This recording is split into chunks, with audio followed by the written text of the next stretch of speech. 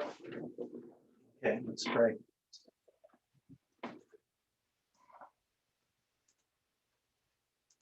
Father in heaven, thank you for this opportunity to come together and study your word. Please help us to discern what is truth. Please guide us. Please help me to try and explain things correctly. Give me the words to speak. Bless our hearts that we are willing and able to accept truth for what it is. Open our eyes for these things you are trying to reveal to us, the symbols, the dates, the numbers, the structures and patterns, Lord. Help us to understand your will. Bless this presentation, and thank you, and we ask you these things in Jesus' name. Amen. Amen.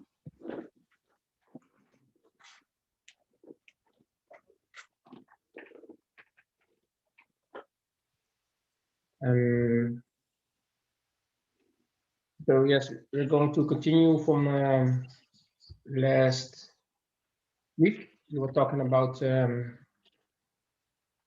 connection with Nero. We were talking about the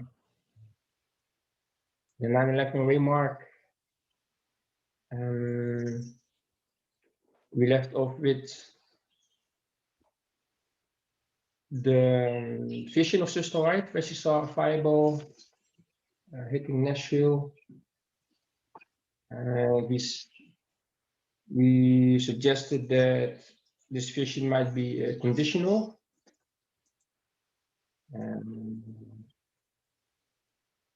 Because the people in there that she sees and people there are blaming those who knew it in advance.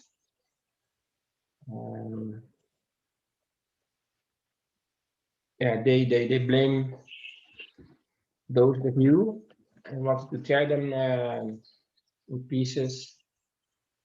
It is being suggested that if we would not have given the warning, then this vision might have come to pass, and the fireball would have hit Nashville, and we would have been accused for not giving the warning while we knew.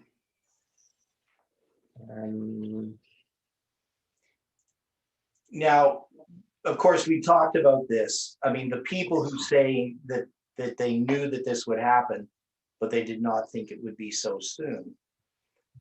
Back when we were originally looking at this, when Jeff was talking about these visions, he was interpreting it, in my understanding at least, that this wasn't us that they were asking, but it was Seventh-day Adventists who knew about the vision, or people who had heard the reports or whatever. It wasn't they weren't asking us, because we wouldn't say, well, we knew, we didn't think it was so soon.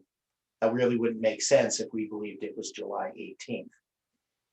So how would you see it? I'm trying to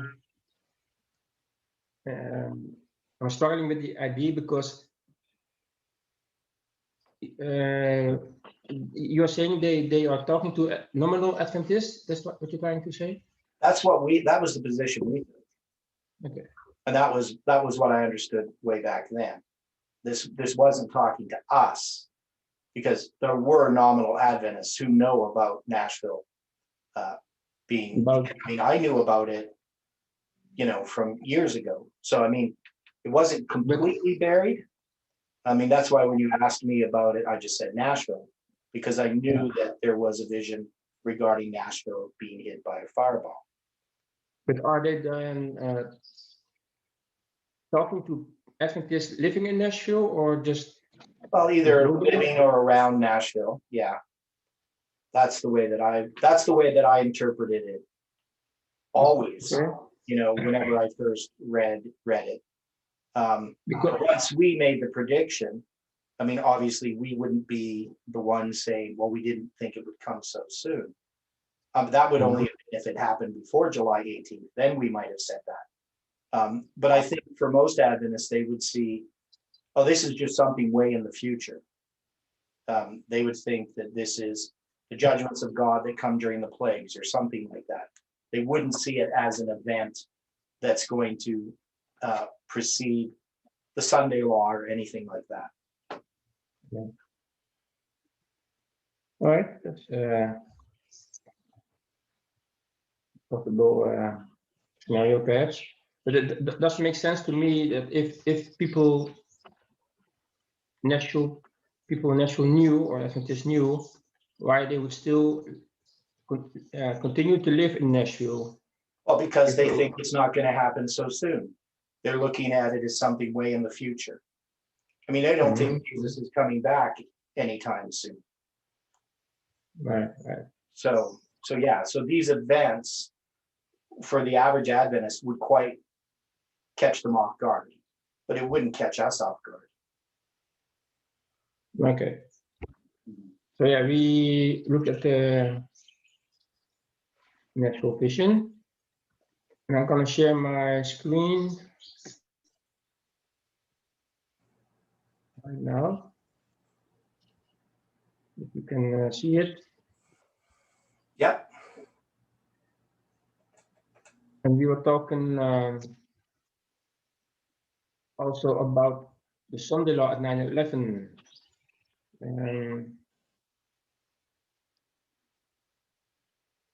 From the viewpoint that we always said that Islam prevented the Sunday law from being implemented. And we expected Islam to strike again at July 18. And we were suggesting that there were not really visible signs. Well, see, for us from the 1990s, there definitely was a Sunday law in the works. So, I mean, you see that in Jeff's papers, all the documentation. Any Adventist who was looking at the Sunday law in the 90s with the moral majority and all the events that were happening, we were expecting a Sunday law. You know, you had Pope John Paul with his, whatever they call it, I can't remember the name of it, but his paper. Yeah. So from the perspective of what was happening, it appeared that a Sunday law was imminent. 9/11 definitely changed what was happening. It wasn't a catalyst that brought about a Sunday law sooner. It did delay the Sunday law from the perspective of those who were studying the issue of the Sunday law in the 90s. That's why Jeff took that position, because in his view, because we've been studying all of his writings prior to 9/11, they're definitely looking for a Sunday law. And you can see it is in the works in the 90s. So I would take the position that that attack changed the picture, changed the landscape, and delayed a Sunday law. Yes, I definitely agree that 9/11 changed the landscape, and I also believe that they were working on a Sunday law, but I don't believe that it would have had any success if they would have enforced it around 2001, around 9/11, because there was not really let's say a major crisis. I mean, we all had jobs and houses and food. We have American football on TV. People went on holidays, and so in that sense, I didn't really see a major crisis like the world is in major distress with pandemics all over the place in the United States, or people dying on the streets, etc., major chaos and well, remember, national apostasy is followed by national ruin. The national ruin doesn't bring about the national apostasy. Mhm. Now, I think 9/11 changed the landscape and delayed the Sunday law, but now we have a whole different generation and a whole different set of issues that we never imagined before. Now, ifs are big things. Hindsight's 50-50, not 20/20, because you don't know what would have happened if 9/11 hadn't occurred. Yeah. Right. So to think that things are just going to continue on as they were, there could have been so many other different things, so many different people involved, things in the Middle East or whatever, just things that we can't foresee because 9/11 changed what happened. So that would be my position on that. I because that's Jeff's position. Jeff's position is that a Sunday law was in the works in the 90s, and that 9/11 hindered that Sunday law. That Sunday. Yeah. Now, things have changed, and so we're in a different kind of history now. Different group of people. It's a much more, obviously prophecy happens the way it happens. But we know right now we're in a situation where the king of the North and the king of the South are continuing on in this struggle. And our position seems to be, at least with a lot of us, is that the United States is now controlled, or we would say the king of the South has moved to the United States. So Right. the king of the South is not the Soviet Union, it's the USA. In that context, more specifically, the Democrats. Okay. But Which is globalism, right? So the globalists are the king of the South. The UN becomes the king of the South, not the Soviet Union, or not Russia. And that would be a difference. That's a change that we're still evaluating. right. But one thing we saw resulting from 9/11 was we talked about it last week, was the Patriot Act. Mm-hmm. And it was a direct result from the attacks. Well, the Patriot Act was actually prepared because of the attacks on the World Trade Center in 1993 and other events that were happening. So, because it was already prepared at 9/11, they were going to pass the Patriot Act even if 9/11 hadn't occurred. It wasn't caused by 9/11.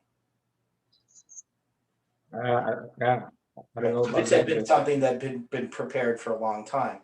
Now, some of the conspiracy theorists say, well, they couldn't have passed the Patriot Act if it hadn't been for 9/11. But I lived through that history, and I can tell you that there was definitely already a fear of what was going to happen with Islam. So 9/11 didn't all of a sudden bring in Islam into the fore. It was already there, even going back to the 70s. But with what had happened in the Gulf War and then what happened in 1993, America was preparing to bring measures to stop such attack that eventually did happen at 9/11. But it's strange then, if it was already 1993, why they would wait 8 years? Well, it wasn't ready in 93. Because of the event in 93, they had begun, and even before 93, to prepare this Patriot Act. It was, remember, administrations change and a lot of different things happen in between. So, because you had George Bush Sr., who was involved with, the war in Kuwait, and then George Bush Jr., who was involved with what happened later on. But and there was a lot of different. You have to remember, there's lots of different things happening, lots of different interests, and so forth. Different presidents are going to have different priorities, but they had already prepared the Patriot Act, and it was prepared under the Democrats, not under the Republicans. But in any case, it's convenient then that, in that sense, the 9/11 happened No, but they would have passed it anyway. It wasn't like they needed a 9/11 event to pass the Patriot Act.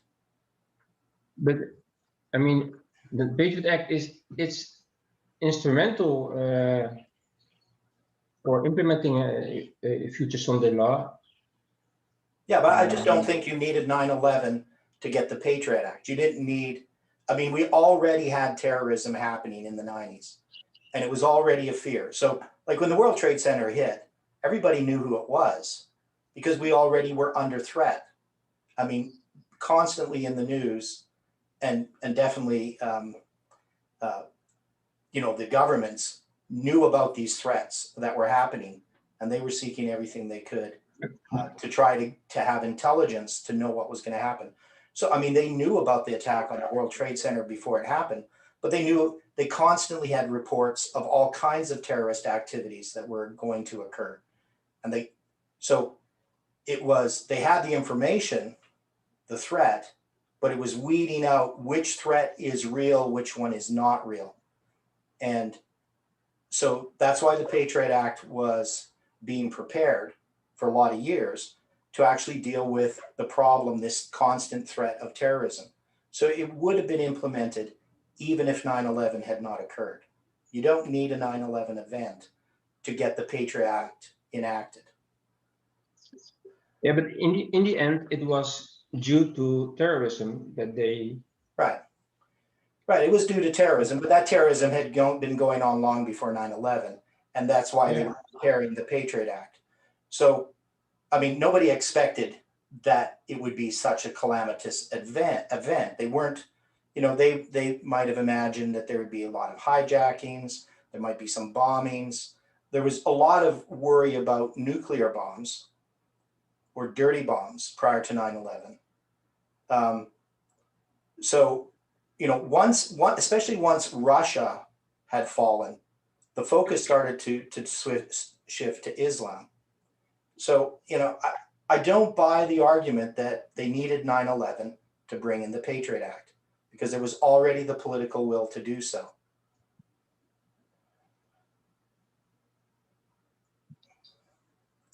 And of course, we had 1995 with the Oklahoma bombing, right? Mm-hmm. Yeah, and so they were also concerned about internal terrorism as well. So they weren't just concerned. The American government is always concerned about what's happening with all these different militia groups and so forth. I mean, what happened with Waco and Ruby Ridge? I mean, they have this fear that the people are going to overthrow the government, the people in power. So, so all through the 80s, all through the 90s, there was this fear about Islam. And that's why the Patriot Act was prepared. So, it's not something that you needed 9/11 in order to get it enacted. It would have been enacted even if 9/11 never occurred. All right. But from the perspective of 9/11 inside job, it all seems very convenient. So I'm trying to suggest that if they would have proclaimed a Sunday law just out of the blue, then there was not really a major reason to proclaim one. It wouldn't have a big chance of success. People would object to it, especially the unbelievers, the non-Christians. I think it would have encountered massive nationwide resistance. But yeah, instead we know from inspiration that a Sunday law will be introduced only after the Protestants will demand for it themselves. Which was happening in the 90s. Okay. Much more than it is now. All right. So, because what you had with the Protestants in the 90s is the moral majority was extremely powerful. They were looking to have a Republican president to bring about morality. Right now, most Protestants, like true Protestants, are libertarian and constitutionalists. And you actually don't have the environment right now to bring in a Sunday law. Much less likely now than it would have been in if what had continued, what was happening in the 90s had continued on. And that's the problem that I have, is because the world's become way more secular since the 90s. So, and especially America is way more secular than it was since the 90s. It was much more religious. So we seem to be moving further away from a Sunday law in the way that we imagined it was going to occur. But what we're doing is we're moving towards a Sunday law that's going to happen differently than we imagined. That's what it seems like, is that our ideas of what was going to bring about a Sunday law, we basically have to look at the whole issue over again and try to understand, in such a secular society, and it's not just the United States, it's the world as well. So the world has to want this Sunday law. Yeah. And that was always the problem for me personally, is sure, you had Protestants in the 90s who wanted the Sunday law, but that was pretty much just in the United States. Nowhere else in the world would you ever be able to sell a Sunday law. It was so secular. But now we see that there's all the events that have unfolded, especially with the election of Joe Biden, has shown that the world is very different than we imagined it to be when the Sunday law is introduced. And so you understand my point, right? Mm-hmm. That it no matter how you slice it, a Sunday law is not the first thing that people would want to go to, because they're not religious. And especially the United States, it appears to be the majority not interested in religion at all, because this new generation is completely different than their parents were. Right, but I'm trying to suggest here life was going on. There wasn't total panic in the streets. Yeah, but you see my point, because when I look at what you've written here about a Sunday law, you're setting a scenario about what's going to cause the Sunday law that I think is false. This is what we used to believe. We needed to have this crisis. But the crisis is connected to calamities, and it is connected to financial crisis and so forth. But remember, national apostasy is followed by national ruin. The Sunday law is not enacted initially in the United States because of calamities, financial crisis, natural disasters, etc. It has a different motive.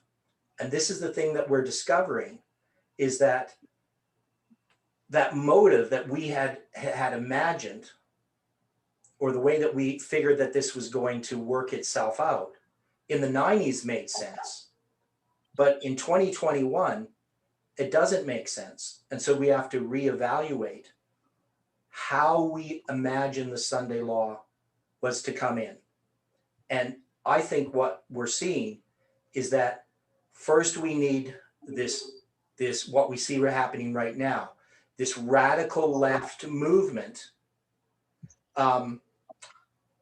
with the LGBTQ and whatever the things are, all this crazy stuff that's happening, and a reaction to that. So you have to, basically, it's correcting the car. You're going into one ditch, you crank the steering wheel, and you're going to end up in the other ditch. Without that, Americans wouldn't come to bring in a Sunday law. So it's this civil war in the United States that's going on between the King of the North and the King of the South, between the Republicans and the Democrats, that actually is going to lead to this Sunday law. And that was what was going to happen in Ellen White's day as well. The Sunday law was going to be connected to that Civil War if it had come about. All right. So let's skip to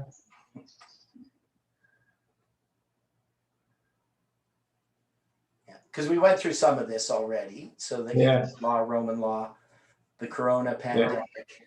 We talked about that, yes. So this is another point. So you have this paragraph here, but concerning 9/11, it seems that Islam did not prevent the implementation of a Sunday law, but rather instead, Islam was to bring us a step closer towards a new world order and a Sunday law. Now, what do we think that the new world order is? Like, who's in charge of that? Well, who's in charge of it? What is it? It's a global government where nations will surrender their national sovereignty. Okay.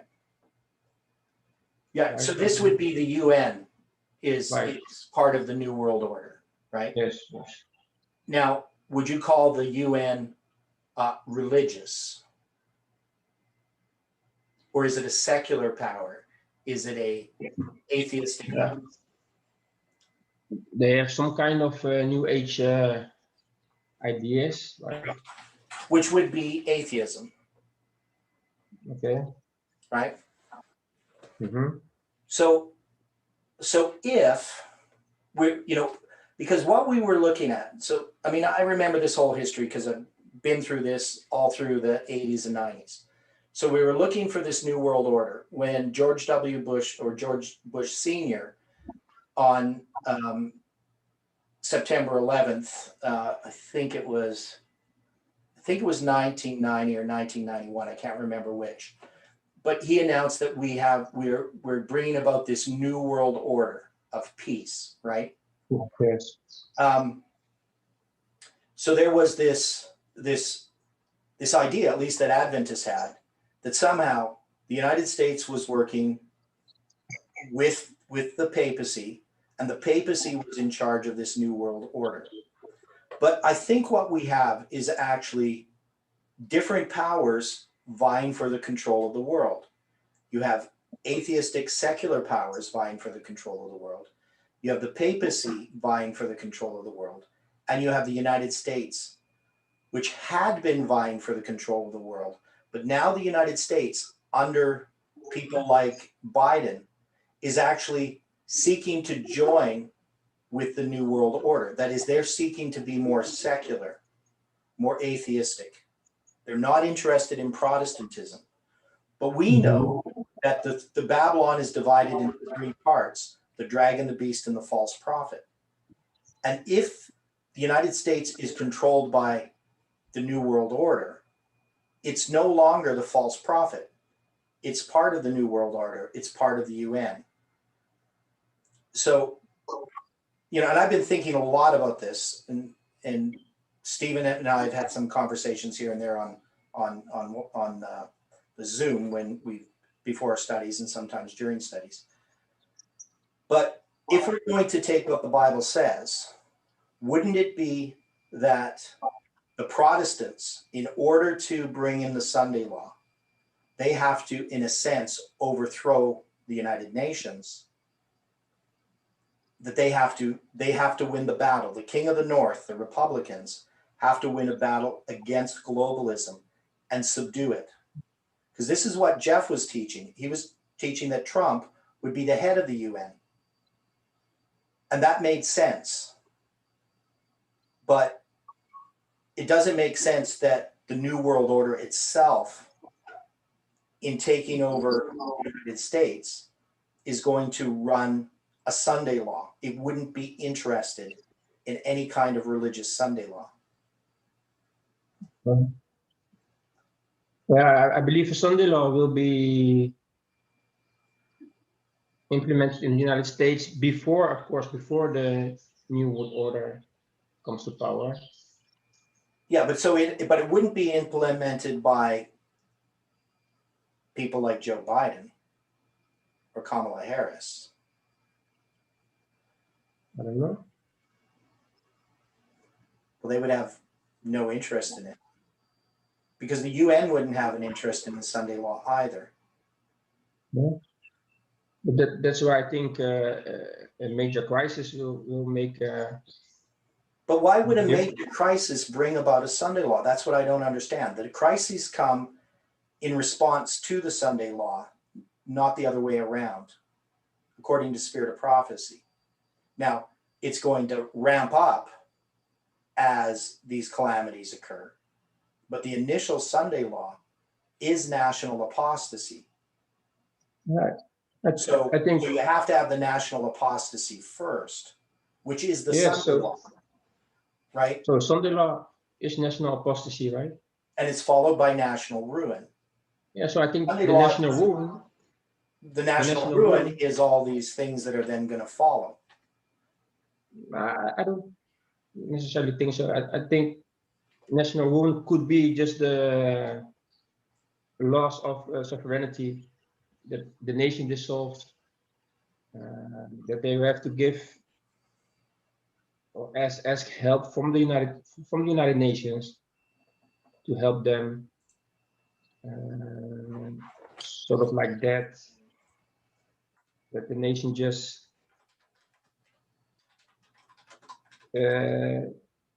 is about to be destroyed completely and losing its sovereignty,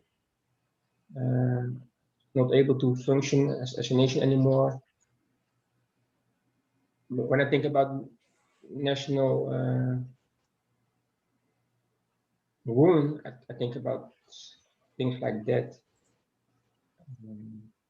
following national apostasy, following the implementation of the Sunday law. Well, Ellen White says, this land has been the home of the oppressed, the witness for liberty of conscience, and the great center of scriptural light. God has sent messengers who have studied their Bibles to find what is truth and studied the movements of those who are acting their part in the fulfilling prophecy and bringing about the religious amendment, which is to make void the law of God and thus give ascendancy to the man of sin. And shall no voice be raised of direct warning to arouse the churches to their danger? Shall we have let things drift and let Satan have a victory without a protest? God forbid. So, I mean, we're going to see, when I read about the Sunday law in Ellen White's writings, it seems that the Sunday law comes first. Mm-hmm.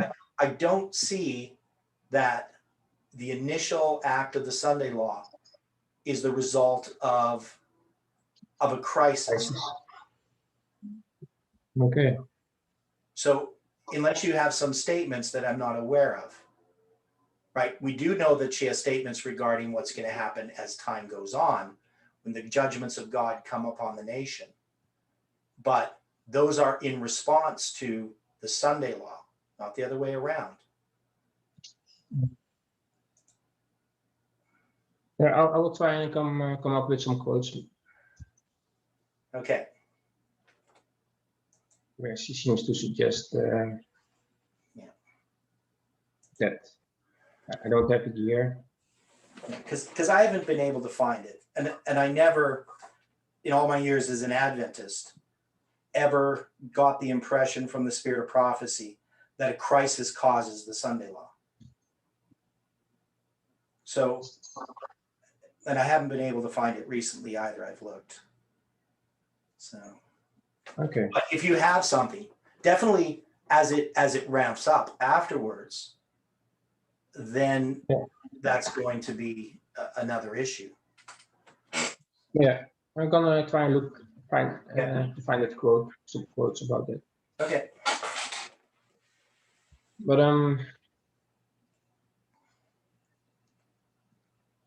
actually, I'm trying to suggest that Islam is being used as a scapegoat to serve the globalist agenda.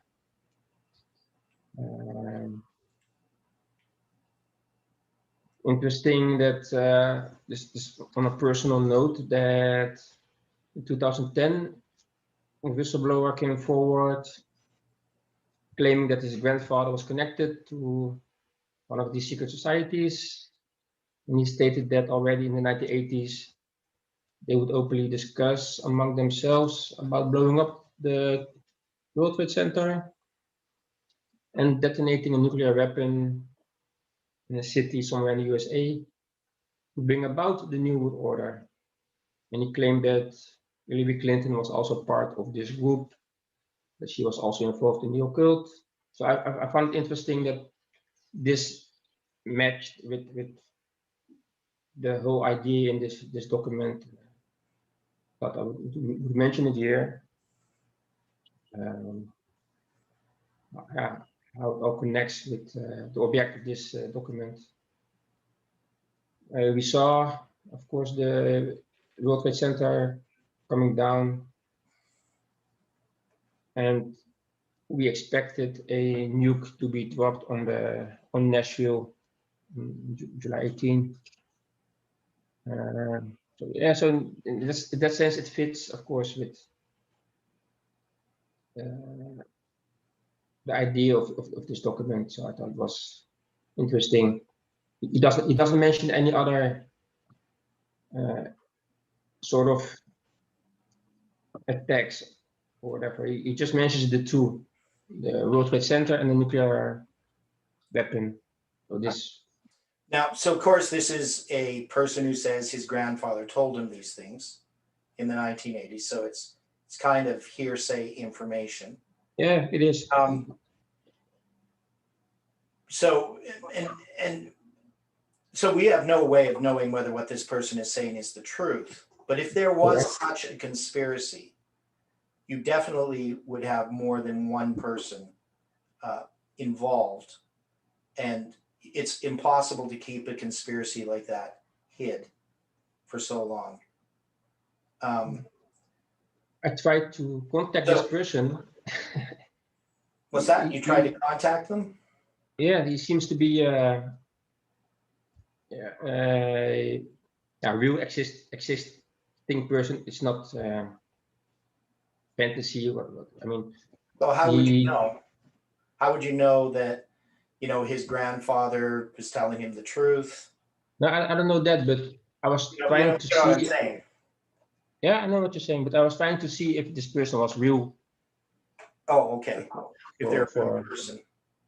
If he was not making all these things up just for fun or something. But yeah, he is there with his name. Yeah, full name and the full name of his grandfather also, and I tried to check it out, and as far as I could check, it seems to be correct what he was stating about then his grandfather having this particular job or function, and he himself also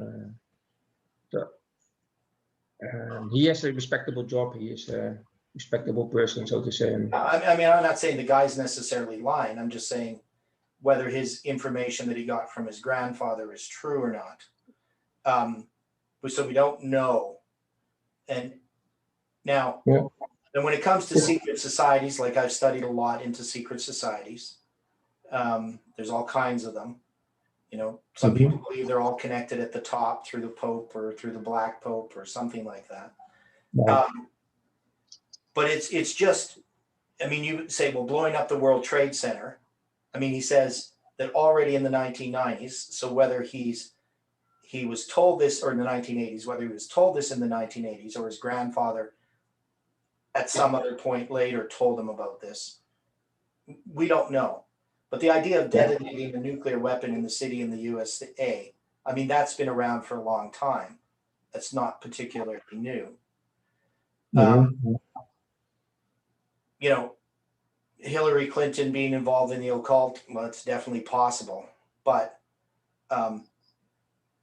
still the problem bringing about a new world order, even if these groups, secret societies, have some kind of belief like this, even if it is true, it doesn't really fit in with what the Bible prophecy and Sister White says about what's going to happen. So, so the New World Order isn't really the Protestants in the United States bringing in a Sunday law.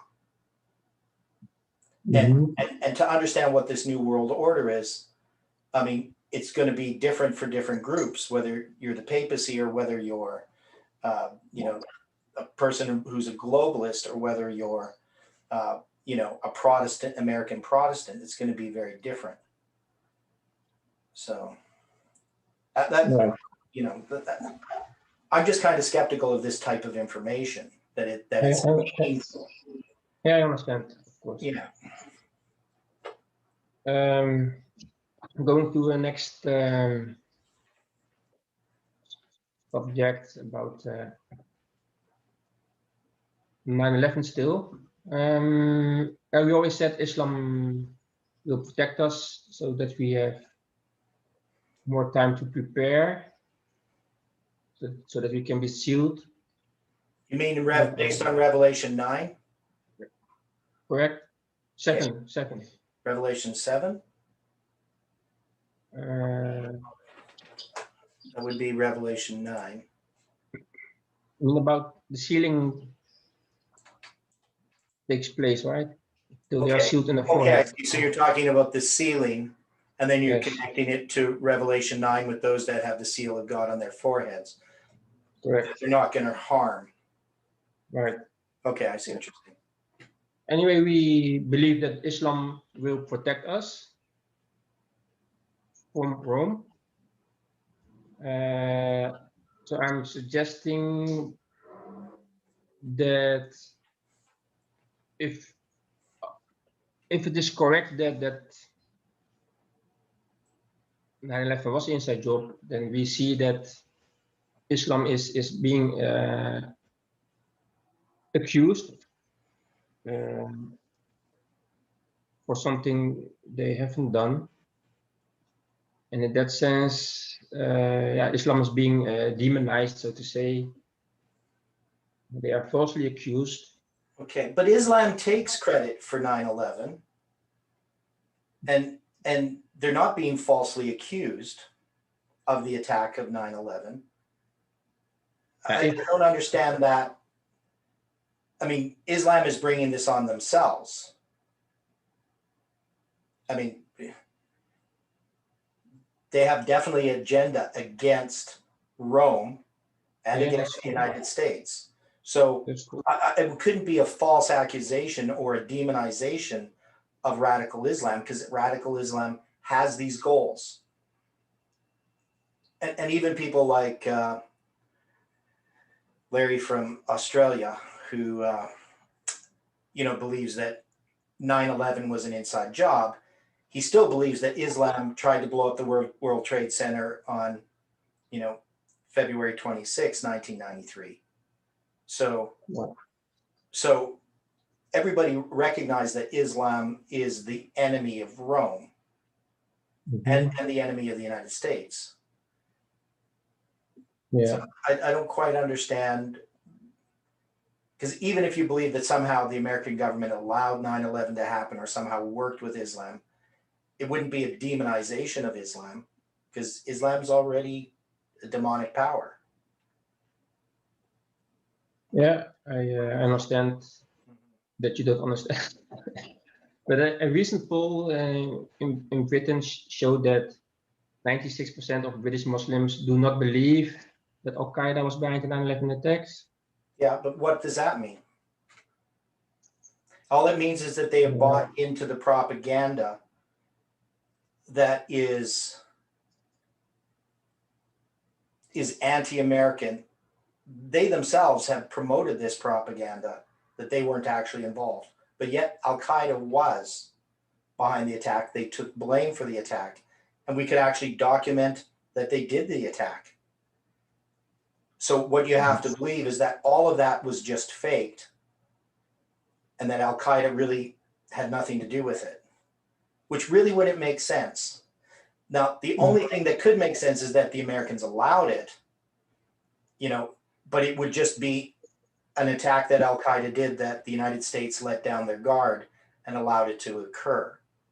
That would be the only scenario that I would even possibly think is reasonable. Yeah. But I try to make this point in the light of the next Yeah. topic, which Okay. is Revelation 18, verse 1 to 3. Because we know that Sister White says that when the towers in New York are falling, Revelation 18 verses 1 to 3 will be fulfilled. Mhm. You have to do you have to quote?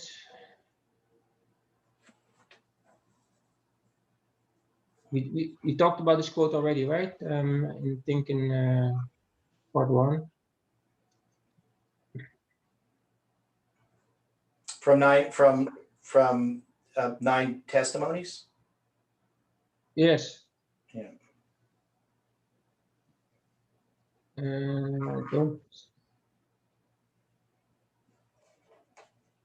You know I the don't have page. this quote here, but I'm guessing that we all know the quote where Sister White says that Revelation 18 verse 1 to 3 will be fulfilled when these towers fall, right? Maybe somebody can share this quote.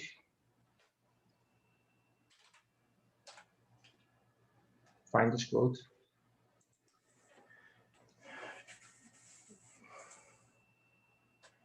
What terrible scenes will take place when the Lord shall arise to shake terribly the earth? Then the words of Revelation 18, 1 to 3 will be fulfilled. The whole of the 18th chapter of Revelation is a warning of what is coming on the earth. But I have no light in particular in regard to what is coming on New York. Only I know that one day the great buildings there will be thrown down by the turning and overturning of God's power. From the light given me, I know that destruction is in the world.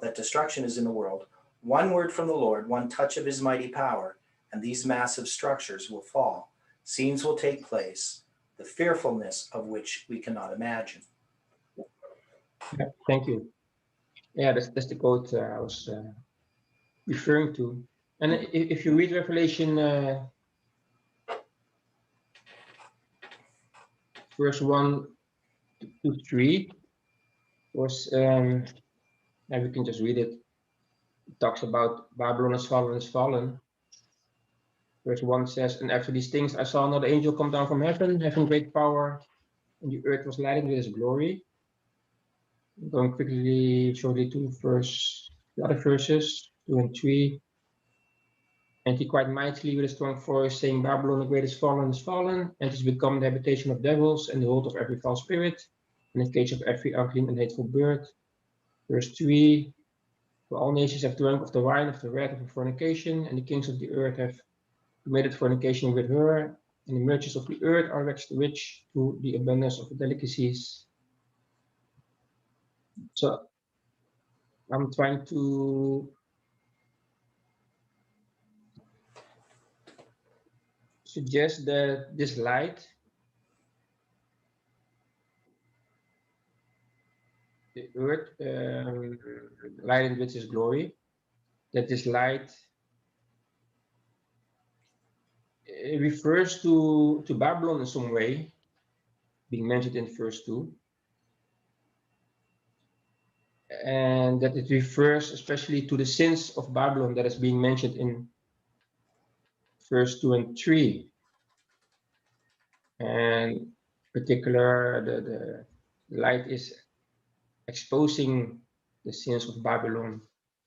It has become the habitation of devils, and the hold of every false spirit, and the cage of every unclean and hateful bird. So Now, Ellen White says in connection with this, today God is still using his church to make known his purpose in the earth. Today, the heralds of the cross are going from city to city and from land to land, preparing the way for the second advent of Christ. The standard of God's law is being exalted. The Spirit of the Almighty is moving upon men's hearts, and those who respond to its influence become witnesses for God and his truth. In many places, consecrated men and women may be seen communicating to others the light that is made plain to them, the way of salvation through Christ. And as they continue to let their light shine, as did those who were baptized with the Spirit on the day of Pentecost, they will receive more and still more of the Spirit's power. Thus, the earth is to be lightened with the glory of God. So we have to understand, and there's many, many other statements in the Spirit of prophecy that show that this is actually the proclamation of the gospel that is being spoken about. And what's being shown here then in response is not that the sins of Babylon are being exposed by a light that happens at 9/11, but that this is the opposite side of things. So you have two things. You have the gospel being proclaimed through his servants, and then you have Babylon, the Protestant world, in a fallen state. So it's more of a contrast. They're not really connected in the way that you're trying to connect them. Okay. But there's another quote from Sister White where she says we have to expose the wickedness of the man of sin. Yeah. Yeah, and that's proclaiming. Obviously, that's one of the things we do, but that's the man of sin. And you're dealing with the Protestant. You're saying that the light that's lightening the earth with its glory is exposing the Protestant sin, tying that somehow to 9/11, that the Americans' sin was, the inside job of 9/11 in some ways. Right? Not necessarily just 9/11, but Yeah, but other things. But I don't think that that's what this light is being talked about. So yes, we're supposed to expose the wickedness of the man of sin, but that's not connected with the light, the earth being lightened with God's glory at 9/11. Those aren't the same things. Right? Because we have a direct statement where she says, thus the earth is to be lightened with the glory of God. So she's talking about the proclamation of the gospel, not the revealing of secret societies and what's happening behind the scenes in the United States. But yeah, I'm saying this because verse 1 is followed by verse 2 where it says directly Babylon the Great is fallen. Right, but I'm saying that these are in a contrast between the giving of the gospel and the condition of the church. Okay. So these are contrasts, not one exposing the other. All right. But when it says, and it's become the habitation of devils and hold of every foul spirit, in the cage of every unclean and hateful bird, I was trying to think, what would it mean? What would be the interpretation thereof in connection with 9/11? Because she says at 9/11 these verses are being fulfilled. Mm-hmm. And then in my mind it fits with the inside job explanation. Yeah, I don't think it does. But the one thing that you have to take in consideration here, so we know at 9/11 we don't have Revelation 18 verse 4 fulfilled, right? 3. Okay, you agree with that? It's just 1 to 3. Yes. Okay, so when you look at the issue, because we know what happened in Millerite history. So we line 9/11 up with two different events. What are those events? We line 9/11 with April 19 and the arrival, the second angel message also, and the confirmation, the empowerment of the first August 11, 1840. Right, August 11th, 1840. So now, why is 9/11 lined up with April 19th? What is being marked there? Why is 9/11 marked up with April 19? Yeah, so why are we marking it there? the Babylon is fallen. Second, right from the second angel's message. Yeah. And and the so- Protestants, it closes probation for the Protestant churches. Okay. Now, so when we line it up at 9/11, whose probation is closing at 9/11?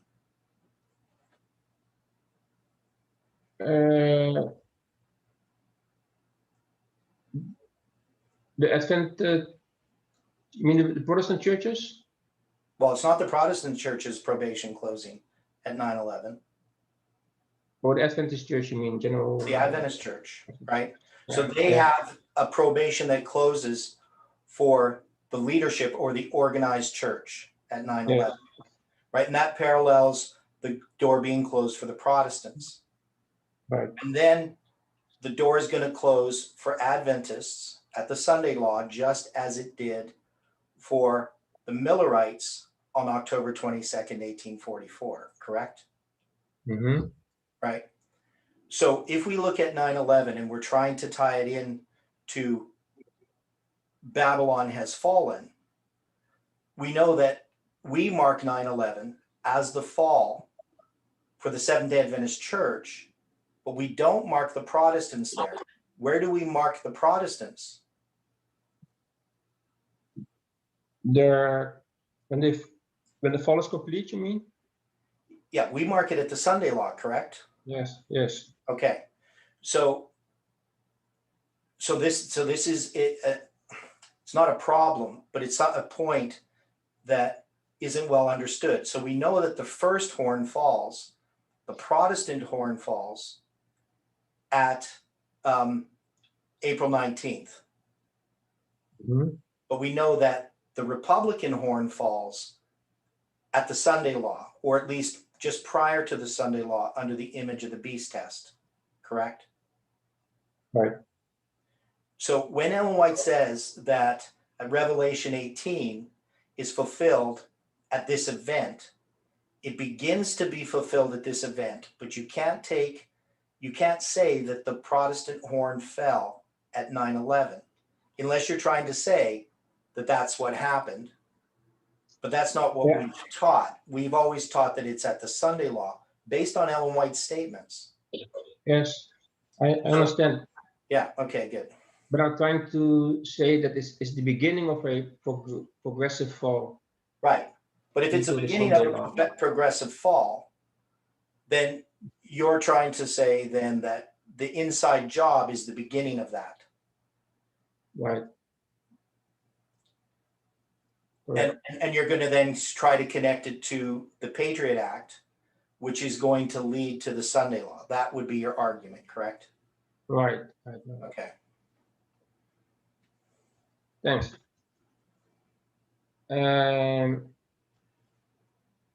But yeah, if it's true that these people behind this attack that are working towards this new world order that are having a secret agenda, if it's true that they are dabbling with the occult, if it's true that they are, like for instance, Walter White testifies, or what's the name, Roger Monod, right? He's talking about these occult groups that mess around with spiritism. I'm suggesting that first two, when these towers fell, that it shows that exactly like it says, they have become a habitation of devils and hold of every foul spirit, cage of every unclean and hateful bird. Because if you look close to the 9/11 events, there's a lot of occult symbology there, which I haven't put in here, but seems to show that these people are really into occult stuff, and they are being led on by Like demons. Well, and definitely what we did in the past is we connected it to Pentecostalism, the charismatic movement that had moved through the Protestant churches. And so it wasn't so much about overt occultism that was the issue with Babylon. Like the Jews of old, they just had adopted many of the beliefs of the nations around them. Because, definitely you're not going to say that most Americans are involved directly in the occult who are Protestants, but they are indirectly involved through the type of worship that they do. Mm-hmm. Right. So the whole celebration movement, just all the crazy stuff that's went on in the 90s, especially. And this is one of the things that Jeff is documenting. So in Jeff's book, The Time of the End magazine, or The Time of the End, what he's done there is he's really clearly marked out how the Sunday law is going to come about. So we went through that in fine detail. And what he kept seeing is that the Sunday law was coming, and he had all these reasons because of all this false worship. Now, Ellen White says that a partial fall happened to the Protestants in the time of the Millerites, but it wasn't complete. But in our history, there's a complete fall. Now, so this is a religious issue in some ways, as well as a civil issue, right? Because we know that the second horn is republicanism. And the way that we would have seen this back in the 1990s is you would see that the Republican Party was connected with the moral majority and pushing, to bring about all these moral reforms. But now you don't see that happening. So 9/11 doesn't really provide that connection to Protestantism that we need, because Babylon the Great is fallen, is Protestant America, according to Ellen White, not just some leaders who are dabbling in the occult. Yeah. But yeah, and then also for to make all nations drink of the wine of the wrath of her fornication. This is really pushing towards the Sunday law itself. Mm-hmm. But you kind of see my point. Like, I really think that we have to almost rethink everything that we thought about the Sunday law, of where it comes from and how it's formed. And I don't think that the New World Order is really the answer in the sense of we've been through the New World Order and how it's working. And right now the United States is controlled by the New World Order, if you want to put it that way. I mean, it's not Republican anymore. But it's interesting to see what's going to happen with Trump, whether he comes back into power, but this time to clean up the United States much more directly than what he was trying to do. He was trying to do it through the Constitution, but it may be, whether it's Trump or someone else, in order to try to clean up the United States, they may have to do it some other way by setting aside the Constitution. Yeah, I believe Trump we will see Trump come back one way or the other. Yeah, whether it's him personally or just his policies. But yeah, it's not in here. But since I mentioned Walter White and Roger Morneau, when it comes to Morneau, I really don't want to hear that guy's voice or his name.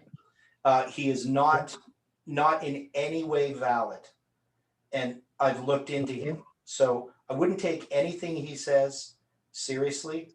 And basically, he is a messed up person. So I know Morneau, and the stuff that he teaches is satanic. You knew him personally? No, not personally. I've read his material. Oh, okay. Yeah, so I've read his material, and he's not an honest person. Let's put it. He was from Canada also, right? Yeah, okay. French Canadian. So it's not somebody that I would take any credence with, any credence in what he's saying. There's just, I'm not been impressed with the things that Not a he big fan says. of this. But All right, okay. you know, I just don't think that we should go there. I don't want to record stuff about Murnau. I basically Okay. believe he's satanic himself. So Oh, wow. yeah. But anyway, just Walter White then. I mean, he is, from his own experience, talking about occult things also, these secret societies. And I wonder how we position that aspect in our dealings with present truth. Does it Which have point any, are you talking about? I didn't catch what you said. So about Walter uh, White, what are you saying yeah, about Walter White? he's talking about the occult, how these secret societies are also involved with occultism. Well, they And are occult. Secret societies are by definition occult groups. yeah, and he's suggesting they have a lot of power. And is there any, how do we position that in, does it have any place with Well, Jeff took the present truth? position that basically he didn't really want to hear anything about Walter White either, in that, I mean, the secret society issue, I mean, if you look back at what Jeff was teaching, there's a difference, quite a difference between what Jeff was teaching and Walter White is teaching. Yes, So correct. Walter White is focused a lot upon these secret societies. Now, Jeff, of course, was aware of them, that they exist, but they're not our enemy. That is, that it doesn't come through secret societies that we end up with the Sunday law in the United States, because secret societies aren't the dragon, the beast, or the false prophet per se. I mean, you could say that they're connected with the dragon power, So in that sense, but secret societies definitely aren't in control of anything in the United States or in the world. I mean, their secret societies exist. And I know so lots about secret societies and how they operate. I know people who were in secret societies. I knew John Carrington. He was from, his family was the Carringtons in the United States, a very wealthy family. And when he was a young man, he left the United States, because he avoided the draft. He didn't want to be involved in the war, so the Vietnam draft. And he came to Canada, and he ended up working at one of the self-supporting schools in British Columbia. He became the president there. He died in an accident falling off a mountain. But John Carrington was somebody who I would consider a reliable source about what was happening in Freemasonry, which he was involved in. His family was. So definitely we know that these higher up powers, these people in power in government, one of the ways that they get these connections is through these secret societies. So that's a valid point, right? I mean, we know that secret societies exist, and they are by definition occultic. But what we don't see is that secret societies have the type of control that they would need to bring things about on their own. That is, these powers aren't all united, except through Satan. Right? yeah, They're not united. I mean, they're the enemies of each other. So one of the things that Walter White tries to bring out is that Islam was created by the Catholic Church, which of I course, don't agree with that. yeah, it would be crazy. But you have these types of ideas, but I don't think they align with what Ellen White is saying or what the Bible is saying about prophecy. So, I don't put much credence on the fact that somehow secret societies are in control. They're definitely, each secret society is vying for its own ideas or what they want to accomplish. The only connection they have is satanic. Satan. Yeah. So In the end, Satan Satan yeah. is pulling the strings. Yeah. But you don't need to be occultic to be controlled by Satan, because anybody who's not under the control of the Spirit of Christ is controlled by Satan. And But I wonder if there's so you don't need the secret societies, is what I'm trying to say, to get the Sunday law to come into place. You just need evil people in power.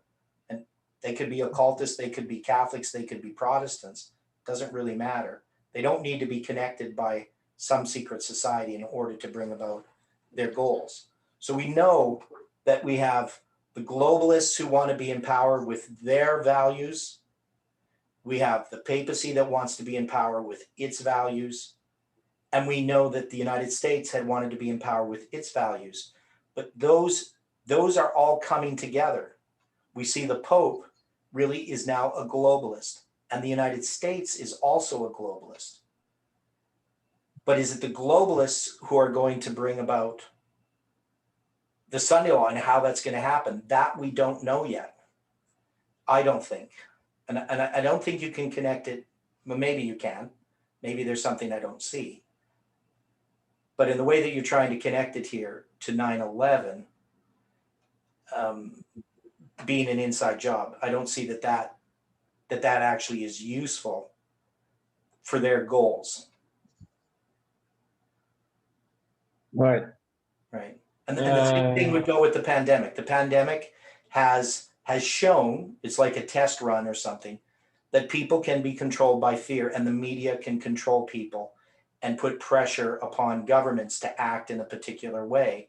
Because even if the government person himself personally doesn't believe that the pandemic's a threat, he definitely can't act as if it's not a threat. He has to pretend that he cares, because otherwise the media will just eat him up, right? Just like what happened to Trump. And that's what they tried to do with Trump, is basically make an example of him. And it seems that they succeeded. Mm-hmm. Right. So that's where I think we need to be looking in when we're starting to look at the Sunday laws, to really understand what happened on January 6th. Because that is Right. connected to our July 18th.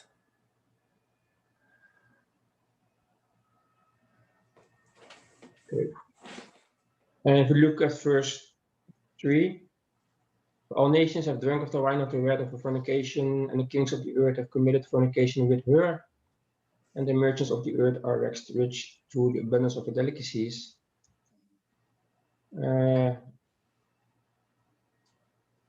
Yeah, I'm wondering, is this not suggesting a conspiracy here? The kings of the earth conspiring with Well, no. Babylon, so to say. How would that be a conspiracy? I mean, the kings of the earth have committed fornication. So this means that the rulers and the powers of the earth are Conspiring with. Well, it doesn't say conspiring. Oh. It's committed fornication. I mean, it Yeah. doesn't talk about. It doesn't mean that there's a global conspiracy, but it does mean they've committed fornication. So what does it mean to commit fornication from a biblical point of view when it comes to a political power? They're in partnership. Right. So they're in a relationship. Yeah. Partnership. Well, partnership. Like, but I would say a relationship is a better way of looking at it. It's a relationship with the woman in control. And are we saying that her there in that verse is the papacy? Yes. Or could it possibly also be maybe United States or United Nations? No, because it's Babylon. It's definitely the papacy. Yeah, because it's Babylon the Great, the mother of harlots, right? So it's already defined who Babylon the Great is. So this is the papacy.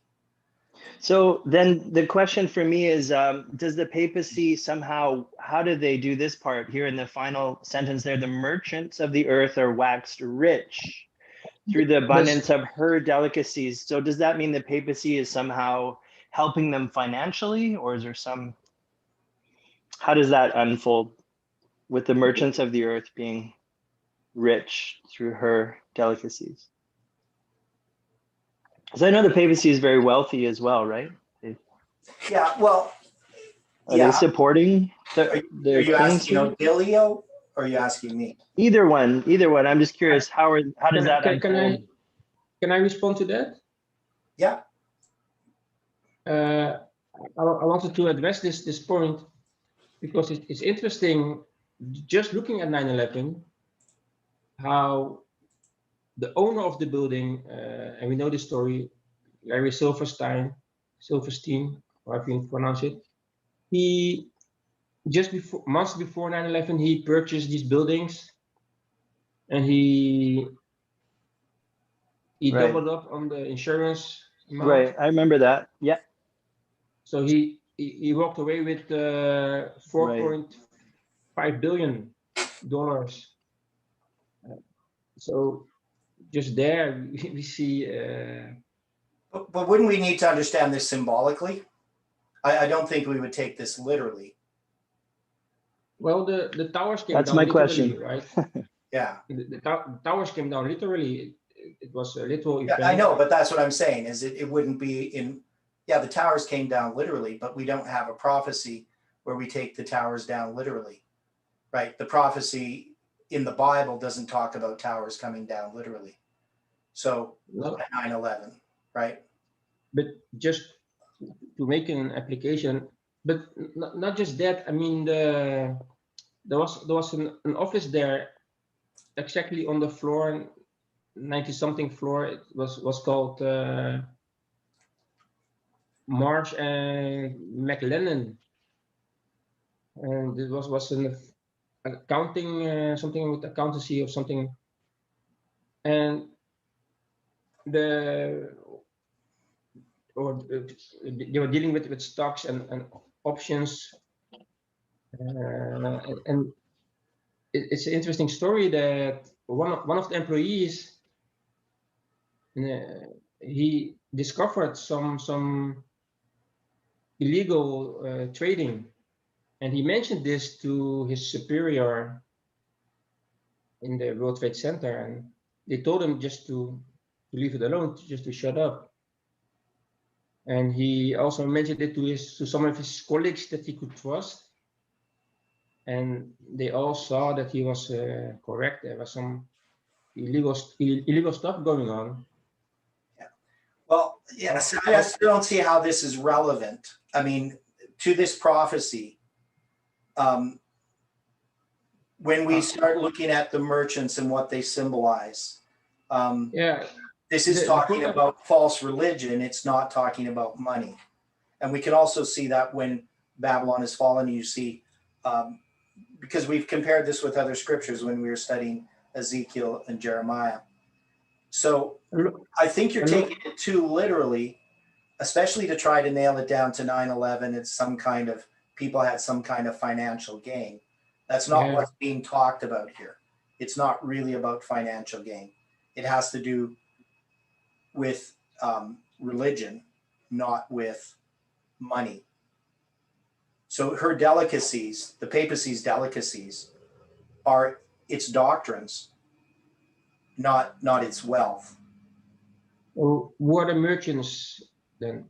Well, those are just the people selling those delicacies. So it's using this as a symbol. And Ellen White actually basically says it in, where is it here? So she's going to talk, she's going to comment on these chapters here. This is in Collected Messages, Book 2, page 67 and 68. And she says, after these things, I saw another angel come down from heaven, having great power, and the earth was lightened with his glory. And he cried mightily with a strong voice, saying, Babylon the Great is fallen, and is become the habitation of devils, and the hold of every foul spirit, and a cage of every unclean and hateful bird. For all nations have drunk of the wine of the wrath of her fornication. And so we're not taking that as literal. We understand that as symbolic. Drinking is her doctrines. That's one symbol. And the kings of the earth have committed fornication with her. And the merchants of the earth have waxed rich through the abundance of her delicacies. And I heard another voice from heaven. So she quotes the verse. And then she says, I sit as a queen, I shall not see sorrow. The whole chapter shows that Babylon that has fallen is the churches who will not receive the messages of warning the Lord has given in the first, second, and third angels' messages. They refused the truth and accepted a lie. They refuse the messages of truth. See 2 Thessalonians 2, verse 11 to 12. The message in the 18th chapter of Revelation is plainly and clearly defined. For all nations have drunk of the wine of the wrath of her fornication, and the kings of the earth have committed fornication with her, and the merchants of the earth have waxed rich through the abundance of her delicacies. Anyone who reads this chapter need not be deceived. How Satan would exalt to have a message go broadcast that the only people whom God has made the repositories of his law are the ones to whom this message applies. The wine of Babylon is the exalting of the false and pure spurious Sabbath, which the Lord Jehovah hath blessed and sanctified for the use of man. Also, it is the immortality of the soul. These kindred heresies and the rejection of the truth convert the church into Babylon. Kings, merchants, rulers, and religious teachers are all in corrupt harmony. So this is the harmony that they're involved in, is the selling of religion. It's the selling of the false doctrines. That's the point that she's making. So to try to say that this has something to do with 9/11 and, you know, some office and some people were involved in some crime and they had to have the plane destroy the building so that these records were destroyed, really doesn't, to me, that's extremely weak reasoning. And taking things that are talking about spiritual things and bringing them down to something that it doesn't seem to follow for me. Right. Amen. That's a good quote. I just wanted to add to that for the delicacies. It goes further to say eager desire. So there's the papacy having that eager desire, her delicacies. Yeah, it's the attractiveness of sin through those false doctrines. Okay, so you got about 5 minutes to wrap it up. I don't know, are you going to need another day or? No, I think we can wrap it up right here. Okay. People can read the document if they're interested. Okay. Yeah, and you know, I know I keep interrupting you all the time, which, you know, maybe that's not polite, but I mean, I'm talking a lot and it's your study, but it's your channel. I mean, I'm just. But yeah, I really do appreciate you presenting this stuff, and I just think there's a bunch of things that we need to look at, especially in connection with Nero, because I really think that that's one of the keys is Nero, to understand what happened, Right. And the connection between July 18th and Nero. But we have other connections too, so Nero isn't the only one. But anyway, if you want to close up. Yeah, then we can just end it. There was one more section about Millerite history being repeated. Well, that's probably an important point. I mean, because talking about the conditionality of events, dealing with the second coming as well. Right. Can you just kind of explain it? What you see as far as the conditionality in Millerite history? It would take more than 5 minutes. Okay. Maybe perhaps next week. Yeah. Well, I'd like you to do this next week. Me too. Because I think we need to look a little bit more at Millerite history in connection with this. And Amen. so I would like to see you present some more about this. And if we can put this on the whiteboard maybe, or you could draw some things out. Because I think there's something that we have been missing prior to July 18th, when we were looking for the connection with July 18th and the Sunday law. And I believe that we have found the answer in Millerite history. Okay. So Yeah, then let's talk about this next week. Yeah, okay. Do you want to close with prayer? All right.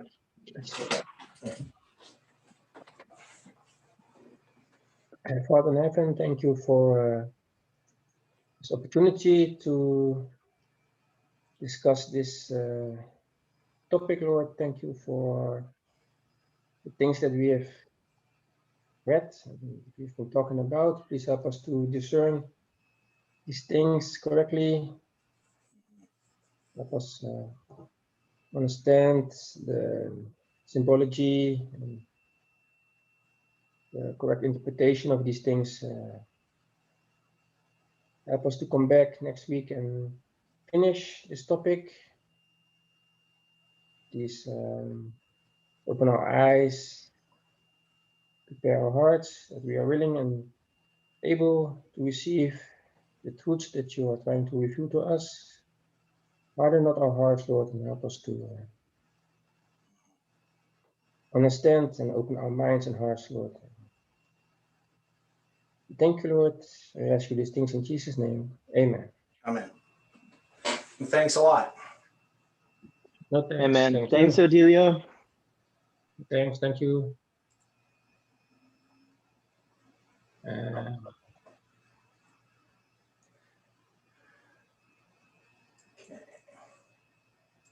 Okay, take care, everyone.